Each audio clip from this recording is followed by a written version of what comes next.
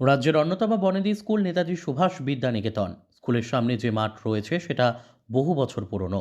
School মাঠে দিনভর খেলা করে স্কুলের ছাত্রছাত্রীরা ও এলাকার কচিকাচারা এবং প্রতিদিন সকালবেলা স্থানীয়রা এই মাঠে এসে শরীরচর্চা করেন। কিন্তু এই মাঠে স্কুল পরিচালন কমিটি কর্তৃক পার্কিং জোনে পরিণত করার প্রচেষ্টা চলছে। এর বিরুদ্ধে স্কুলের এলামনি এবং বর্তমান ছাত্রছাত্রীরা রুখে দাঁড়ালো। সমস্ত ছাত্রছাত্রীদের বক্তব্য, স্কুল মাঠকে ব্যবহার করে কোনোভাবেই পার্কিং জোন করতে দেওয়া হবে না। এই স্কুল মাঠ থেকে বহু রাজনৈতিক ব্যক্তিত্ব আজ ক্ষমতার শীর্ষস্থানে রয়েছে, কিন্তু কার মদতে স্কুল মাঠ কামাইয়ের জন্য দখল করার চেষ্টা হচ্ছে সেটা জানা নেই কারোর।